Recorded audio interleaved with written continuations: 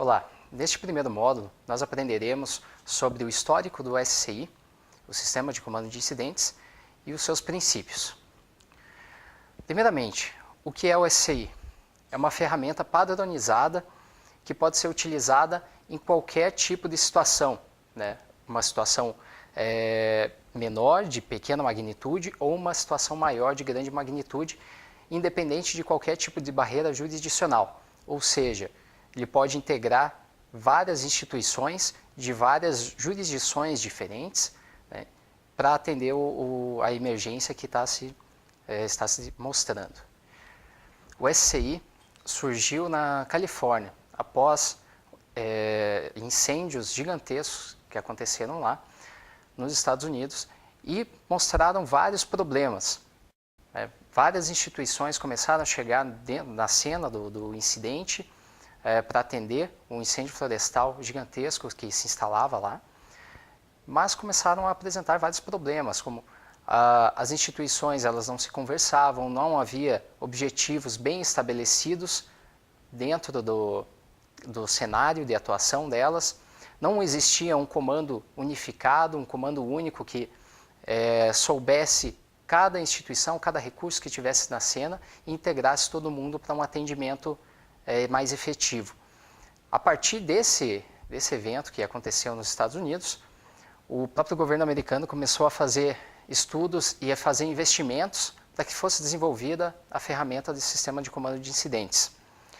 A partir desse desenvolvimento, né, da década de 70, ela foi implementada já na década de 80, nos anos finais da década de 70 e nos anos iniciais da década de 80, e foi se aprimorando cada vez mais, até que em 2003 houve uma diretiva presidencial nos Estados Unidos que estabeleceu o SCI, o Sistema de Comando de Incidentes, como a ferramenta nacional para o atendimento de desastres, de emergências dentro dos Estados Unidos. Várias forças de segurança pública do Brasil, né, conhecendo esse cenário, também começaram a adotar. Inclusive, a Senasp, né, a Secretaria Nacional de Segurança Pública, a partir disso começou a desenvolver e a disponibilizar cursos para as forças de segurança pública, para que elas começassem a aprender a conhecer essa ferramenta e pudessem utilizar dentro das emergências, pensando principalmente na atividade cotidiana. Não obstante, ele pode ser utilizado em várias situações diferentes. Por exemplo, acidentes com produtos perigosos, incêndios urbanos, incêndios florestais, acidentes com múltiplas vítimas, desastres naturais e uma infinidade de outras situações que podem acontecer. No Paraná, em 1999, foi instituído o Sistema Estadual de Defesa Civil. E em 2002, foi instituída uma ferramenta muito parecida com o Sistema de Comando de Incidentes, que era o SICOI, o Sistema Integrado de Comando em Operações e Emergências. No Brasil todo, houve essa diferenciação de nomenclatura, alguns adotaram ferramentas de atendimento a emergências e de gerenciamento de emergências muito parecidas com esse SCI, mas com algumas nomenclaturas diferentes. Isso foi sendo adaptado, né, ao longo do tempo, a partir principalmente desses cursos disponibilizados pela Secretaria Nacional de Segurança Pública, que começaram a divulgar o SCI como ferramenta. O SCI, também a partir dos problemas evidenciados nos incêndios que aconteceram na Califórnia, estabeleceu alguns princípios que pudessem evitar que aqueles problemas acontecessem novamente. São 9 princípios. O primeiro é a terminologia comum, ou seja, as instituições que estiverem envolvidas dentro do desastre têm que utilizar uma nomenclatura que possa ser entendida por todos, ou seja, não vai utilizar um vocabulário específico da instituição que não possa ser entendido pelos demais. Também tem o alcance de controle, né, o segundo princípio, que versa que cada pessoa que tenha alguém sob sua responsabilidade, essa quantidade de pessoas que ele vai ter deve variar de 3 a 7 pessoas, sendo 5 a quantidade ideal, para que ela possa controlar as ações que estão sendo feitas ali. Ou seja, o gerenciamento de pessoal, ele acontece dentro dessa gama, né, dentro dessa amplitude, para que possa haver realmente o controle. O terceiro princípio é a organização modular. Ele versa que a estrutura ela começa a aumentar de acordo com a sua necessidade. Ela prevê várias funções e a organização modular diz que o recurso entra de baixo para cima, ou seja, esses recursos eles vão entrando à medida que vai sendo necessário, cada recurso que chega à cena vai se adequando dentro do sistema ali, e a estrutura em si ela cresce de cima para baixo, ou seja, ela inicia o que nós chamaremos de comandante do incidente e vai aumentando dentro das funções de maior relevância. São as funções do staff geral e a de staff do comando, que nós aprenderemos na sequência. O quarto princípio versa sobre as comunicações integradas. Essas comunicações, isso quer dizer que a comunicação dentro do incidente, ela não acontece simplesmente dentro da instituição, de uma instituição que está envolvida. Ela tem que integrar todo mundo. Ou seja, cada instituição que chega à cena do incidente não vai usar simplesmente a sua metodologia de comunicação. Ela vai ter que se integrar dentro de um sistema geral para a ocorrência.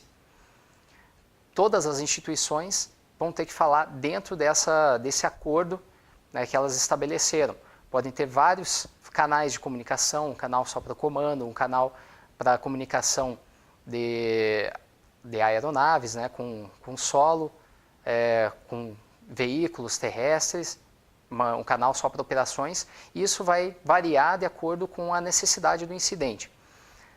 O importante é que essas comunicações elas vão ter participação de várias organizações diferentes e elas vão ter que estar se conversando de maneira que haja realmente a comunicação e a eficiência no atendimento.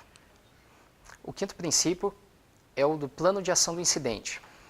Isso quer dizer que todo evento que acontecer, toda emergência que houver, vai utilizar um plano de ação do incidente. Ele pode ser escrito ou não.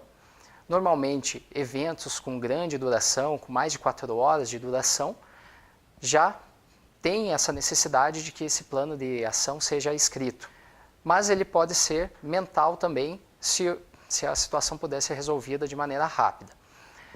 O plano de ação do incidente é uma metodologia, um guia para as ações que vão se desenvolver para aquele período operacional, que vai ser desenvolvido, né, definido pelo comando do incidente, juntamente com as principais funções do staff de comando e do staff geral.